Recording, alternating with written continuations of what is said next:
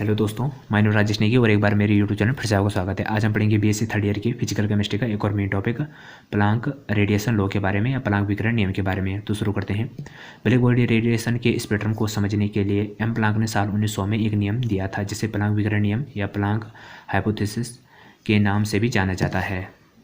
इस नियम के अनुसार ब्लैक बॉडी की एनर्जी अवशोषित तथा उत्सर्जित होने वाले रेडिएशन जो होता है उसमें निश्चित संख्या में क्वांटम होते हैं, अर्थात वह एनर्जी होती है वह निश्चित संख्या में फोटोन अर्थात क्वांटम की संख्या से मिलकर बनी होती है। अर्थात ब्लैक बॉडी जो होती है उसकी जो एनर्जी होती है जिसमें कि वह रेडिएशन को अवशोषित तथा उत्सर्जित करता है, उस उत्सर्जित होने वाले रेडिएशन में तथा अवशोषित होने वाले रेडिएशन में निश्चित संख्या में क्वांटम अर्थात फोटोन होते हैं। और हम जानते हैं कि जो फोटोन होते हैं वह भार रहित ऊर्जा के बंडल होते हैं। जैसे कि यहाँ पर ये ब्लैक बॉडी है और इसमें रेडिएशन आ रहा है, अर्थात ये ब्लैक बॉडी इस रेडिएशन को अवशोषित कर रहा है और यहाँ से इस रेडिएशन को उत्सर्जित कर रहा है। तो अवशोषित होने वाले रेडिएशन में तथा उत्सर्जित होने वाला रेडिएशन जो होता है उसमें निश्चित संख्या में फोटोन उपस्थित होते हैं और प्रत्येक क्वांटम में निश्चित परिमाण की एनर्जी संलग्न रहती है जो रेडिएशन की फ्रिक्वेंसी अर्थात आवृत्ति पर निर्भर करती है। अर्थात प्रत्येक क्वांटम में अर्थात फोटोन में निश्चित परिमाण में ऊर्जा संलग्न रहती है और यह ऊर्जा जो होती है वह रेडिएशन की आवृत्ति पर अर्थात फ्रीक्वेंसी पर निर्भर करती है। जैसे कि ई समानुपाती न्यू है और जहाँ हम जानते हैं कि जो ई है वह एक क्वांटम की एनर्जी है और तब ई बराबर एच इंटू न्यू है और न्यू बराबर रेडिएशन की आवृत्ति है और एच जो है वो प्लांक नियतांक है जिसकी वैल्यू 6.63 गुणा 10⁻⁻34 जूल सेकेंड है। और हम जानते हैं कि न्यू बराबर जो होता है वो सी अपॉन लेमडा होता है। तो तब हम यहाँ पर न्यू की जगह पर सी अपॉन लेमडा रख देंगे तो तब ई बराबर और यह ऐसे ही रहेगा और न्यू की जगह पर सी अपॉन लेमडा आ जाएगा और यहाँ पर न्यू अपॉन यहाँ पर ई बराबर एच इंटू न्यू सी अपॉन लेमडा है न्यू की जगह पर और सी जो है वो प्रकाश का वेग है और ये इसकी वैल्यू है 3 गुणा 10⁸ मीटर सेकेंड और न्यू जो है वह वेव लेंथ है। और अब एन फोटोन के लिए जो इसकी वैल्यू है वह ई बराबर एन इंटू एच इंटू सी अपॉन लेमडा है। प्रत्येक क्वांटम का जो साइज होता है वह रेडिएशन के प्रकार पर निर्भर करता है और रेडिएशन के एक क्वांटम में एक फोटोन भी कहते हैं, अर्थात जो क्वांटम होता है उसे फोटोन ही कहते हैं। और फोटोन या क्वांटा वास्तव में भार रहित ऊर्जा का एक बंडल होता है। ब्लैक बॉडी की एनर्जी क्वांटिकृत होती है, अर्थात ऊर्जा का जो उत्सर्जित तथा अवशोषित ऊर्जा होती है उसमें क्वांटम अर्थात अथवा उसके संपूर्ण गुणित्व एच न्यू 2h न्यू 3h न्यू या NH न्यू में भी हो सकता है। अर्थात ब्लैक बॉडी की जो एनर्जी होती है वह पूर्णतः क्वांटिकृत होती है, अर्थात ऊर्जा का उत्सर्जन तथा अवशोषण एक क्वांटम अर्थात उसके पूर्णतः गुणित्व में भी हो सकता है। और ब्लैक बॉडी के द्वारा उत्सर्जित तथा अवशोषित विकिरणों की आवृत्ति तथा एनर्जी में संबंध दर्शाते हुए प्लांक ने निम्नलिखित व्यंजन का व्युत्पन्न किया था जो कि प्रायोगिक परिमाणों को स्पष्ट करता है, जो कि A nu into D nu बराबर 8 pi H nu cube upon C cube है और तब इनका हम ये गुणा हो जाएगा D nu upon E H nu K T. जो ये समीकरण है यही ब्लैक बॉडी के द्वारा उत्सर्जित तथा अवशोषित होने वाली विकिरणों की फ्रीक्वेंसी अर्थात एनर्जी के बीच में संबंध को दर्शाता है जिसका प्रायोगिक परिमाण स्पष्ट किया है प्लांक ने, और जहाँ की a new D new energy density है, अर्थात इसी गणितीय व्यंजन को ही प्लांक विकिरण के नाम से जाना जाता है। दोस्तों ये दूसरा टॉपिक है फोटो इलेक्ट्रिक इफेक्ट के बारे में जो हम इसी वीडियो में शुरू करेंगे। फोटो इलेक्ट्रिक इफेक्ट क्या है? जब कोई हाई फ्रिक्वेंसी वाला रेडिएशन किसी मेटल के सरफेस से टकराता है तो मेटल के सरफेस में जो इलेक्ट्रॉन होते हैं वो उत्सर्जित हो जाते हैं। इस घटना को फोटो इलेक्ट्रिक इफेक्ट या फोटो इलेक्ट्रिक प्रभाव कहा जाता है। जैसे कि ये कोई हाई फ्रिक्वेंसी वाला रेडिएशन है और ये किसी धातु की सतह से टकरा रहा है तो धातु की सतह से रेडिएशन का टकराने पर धातु के जो इलेक्ट्रॉन होते हैं वो उत्सर्जित हो जाते हैं और उत्सर्जित होने की इसी घटना के हुई फोटो इलेक्ट्रिक इफेक्ट कहा जाता है। जैसे कि हम सामने बात जानते हैं कि कोई एक अणु है, उस अणु के केंद्र में एक नाभिक होता है, उसके चारों वृत्ताकार पथ पर इलेक्ट्रॉन घूमते हैं और इलेक्ट्रॉन अपने अक्ष पर भी घूमते हैं। तो शुरू कर फोटोन जब मेटल के इलेक्ट्रॉन से टकराते हैं, जब ये फोटोन जो इस रेडिएशन में फोटोन है ये जब मेटल के इलेक्ट्रॉन से टकराते हैं तो ये फोटोन अपनी जो संपूर्ण ऊर्जा होती है ई बराबर एच इंटू न्यू नॉट उसे इलेक्ट्रॉन को दे देते हैं और जब इलेक्ट्रॉन जो होता है वो ऊर्जा को प्राप्त कर लेता है तो वह इतने योग्य हो जाता है कि वह इस अणु के न्यूक्लियस के आकर्षण को तोड़ देता है और अणु से अलग हो जाता है और प्रत्येक फोटोन एक इलेक्ट्रॉन को उत्सर्जित करता है। अर्थात जब फोटोन इस इलेक्ट्रॉन से टकराते हैं तो फोटोन अपनी संपूर्ण ऊर्जा को इलेक्ट्रॉन को दे देते हैं, जिसके फलस्वरूप जो इलेक्ट्रॉन होता है वह इतने योग्य हो जाता है कि इस नाभिक के आकर्षण को तोड़ देता है और अणु से मुक्त हो जाता है, अर्थात अलग हो जाता है। और प्रत्येक फोटोन जो होते हैं वह एक इलेक्ट्रॉन को उत्सर्जित करते हैं। अब हम इसमें देखते हैं देहली आवृत्ति क्या होता है। प्रत्येक फ्रीक्वेंसी वाला जो रेडिएशन होता है वह प्रत्येक मेटल सरफेस से इलेक्ट्रॉन को उत्सर्जित नहीं करता है।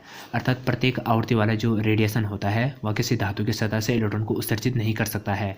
केवल जो हाई फ्रीक्वेंसी वाले रेडिएशन की जो आवृत्ति होती है वही मेटल के सरफेस से इलेक्ट्रॉन को उत्सर्जित कर देती है। जो हाई फ्रीक्वेंसी वाला रेडिएशन होता है उसकी जो आवृत्ति होती है वही मेटल की सतह से इलेक्ट्रॉनों को उत्सर्जित कर देता है और इसी आवृत्ति को देहली आवृत्ति कहा जाता है, जिसे न्यू नोट से दर्शाते हैं। क्षारीय धातुओं के लिए कम आवृत्ति की रेडिएशन ही काम कर सकती है, जबकि मेटल जैसे जिंक, कोबाल्ट, सीसा इत्यादि के लिए हाई फ्रीक्वेंसी वाला रेडिएशन की आवश्यकता होती है। अर्थात क्षारीय धातुएं जो होती है उनमें कम आवृत्ति वाला रेडिएशन जो होता है वह काम कर पाता है, अर्थात इलेक्ट्रॉन को मुक्त करने के लिए। परंतु जो अन्य मेटल होते हैं जिसमें जिंक, कोबाल्ट, सीसा आदि, इनमें इलेक्ट्रॉनों को मुक्त करने के लिए हाई फ्रीक्वेंसी वाले रेडिएशन की आवश्यकता होती है। अब हम देखते हैं आइंस्टाइन का फोटो इलेक्ट्रिक प्रभाव समीकरण। इसे आइंस्टाइन ने साल 1905 में प्रदर्शित किया था। माना कि किसी मेटल की सतह में इलेक्ट्रॉन निष्कर्षित करने के लिए जो लाइट की देहली आवृत्ति होती है उसे वह न्यू नॉट है, अतः फोटोन की जो ऊर्जा है वह E बराबर H इंटू न्यू नॉट है। अर्थात माना कि किसी मेटल की सतह से जो इलेक्ट्रॉन होते हैं उनको उत्सर्जित करने के लिए जो लाइट की देहली आवृत्ति है वह न्यू नॉट है, जिसके फलस्वरूप फोटोन की जो ऊर्जा होगी वह E बराबर H इंटू न्यू नॉट होगी, जो कि समीकरण नंबर 1 है, जहाँ की देहली आवृत्ति बराबर न्यूनतम आवृत्ति है।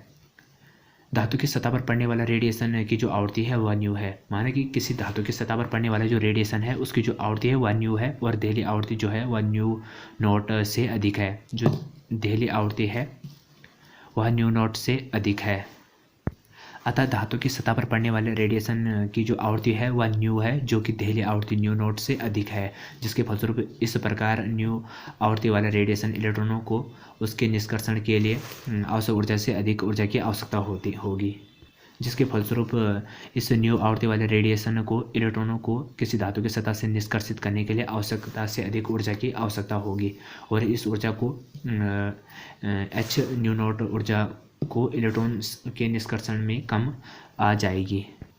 अर्थात इस ऊर्जा की जो E बराबर H इंटू न्यू नॉट ऊर्जा है वह इलेक्ट्रॉनों को निष्कर्षित करने में काम आ जाएगी और इसके अतिरिक्त जो शेष ऊर्जा बची है वह एनर्जी इलेक्ट्रॉनों को गतिज ऊर्जा K बराबर 1/2 mv² को प्रदान करेगी, जिसके फलस्वरूप आइंस्टाइन के क्वांटम सिद्धांत के अनुसार H न्यू बराबर H new not plus 1/2 mv² है। और तब देखिए कि जो न्यू नॉट है वह देहली आवृत्ति है और जो न्यू नॉट है वह देहली आवृत्ति है और न्यू नॉट देहली आवृत्ति की एनर्जी है। तो तब ये इस तरफ आ जाएगा जो 1/2 mv² होगा और H ऐसी बाहर रहेगा और न्यू माइनस न्यू नॉट होगा, जो समीकरण नंबर 3 ही आइंस्टाइन का फोटो इलेक्ट्रिक प्रभाव है। तो दोस्तों बीएससी थर्ड ईयर के फिजिकल केमिस्ट्री का एक और मेन टॉपिक, तीसरा टॉपिक हम इसी वीडियो में अटेंड करेंगे, जो कि ठोस की ऊष्मधारता से संबंधित है, अर्थात हीट कैपेसिटी से संबंधित है। तो शुरू करते हैं। ठोस की ऊष्मधारता। किसी पदार्थ का ताप 8 डिग्री सेल्सियस बढ़ाने के लिए जो आवश्यक ऊष्मा होती है उसे उस पदार्थ की ऊष्मधारता कहा जाता है। यदि किसी पदार्थ की मात्रा 1 ग्राम हो और उसका ताप 1 डिग्री सेंटीग्रेड बढ़ाने के लिए जो आवश्यक ऊष्मा होती है उसे विशिष्ट ऊष्मा कहते हैं। जैसे कि स्थिर आयतन पर हीट कैपेसिटी जो ऊष्मा धारिता है वह CB बराबर d/dt भी होता है, जो कि स्थिर आयतन पर है हीट कैपेसिटी। अब हम देखते हैं क्लासिकल थ्योरी के अनुसार। क्लासिकल थ्योरी के अनुसार सॉलिड के सभी जो एटम होते हैं वह सभी संभव दिशाओं में दोलन करते हैं और परम शून्य ताप पर भी इनमें अति मंद गति के कारण दोलन होता है। अर्थात जो परम शून्य ताप होता है इनमें अति मंद गति भी होती है और प्रत्येक एटम में से संलग्न एनर्जी E का मान जो होता है 3 kT के बराबर होता है और प्रथम एटम में जो संलग्न एनर्जी होती है उसका मान 3 kT के बराबर होता है, जो E बराबर N गुणा के 3 kT होता है। यह समीकरण नंबर 2 है, जहाँ जो E है वह एनर्जी है और n जो है वो एवोगैड्रो नंबर है, और E एनर्जी कांस्टेंट है, और K जो है वो बोल्टजमान कांस्टेंट है। अब इसमें क्या होगा कि जो K है बोल्टजमान कांस्टेंट, वो K बराबर R/N होता है। तो हम K की जगह पर R/N रख देंगे, तो E बराबर N ऐसे रहेगा जैसे यहाँ पर है, तो 3 भी ऐसे रहेगा, और K की जगह पर हम R/N रख देंगे, और ये गुणा के यहाँ पर ये T ऐसे रहेगा। ये समीकरण नंबर 3 हो गई। अब इस N में से ये N कटेगा, तो तब E बराबर 3RT होगा, जो समीकरण नंबर 4 है। अब हम इसमें समीकरण नंबर 1 से देखेंगे, जो CV बराबर D/dt भी होगा, जो कि स्थिर आयतन पर हीट कैपेसिटी है।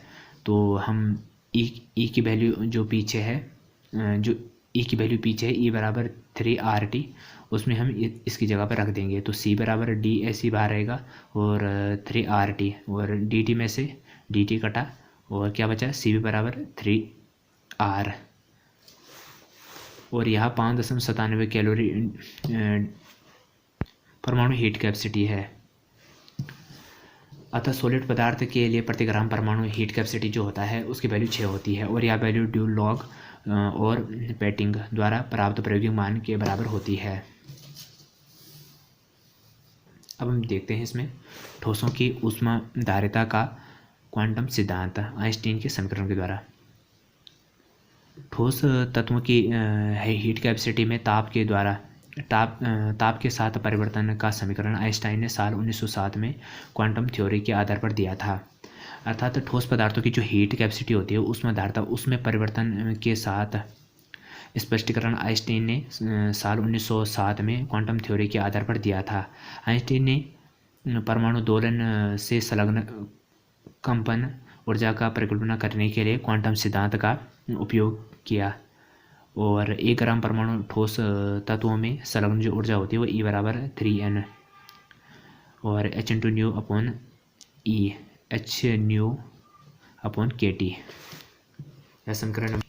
और स्थिर आयतन पर परमाणु की ऊष्माधारिता प्रति ग्राम परमाणु की वैल्यू ये है, और ये समीकरण नंबर 2 है, और ये समीकरण नंबर 3 है, और समीकरण नंबर 3 ही आइंस्टाइन का समीकरण कहलाता है। तो दोस्तों ये तो थी 3 मेन टॉपिक फिजिकल केमिस्ट्री के BSc थर्ड ईयर के। अगर वीडियो पसंद आए तो चैनल को लाइक ज़रूर कीजिएगा। Thank you guys watching this video.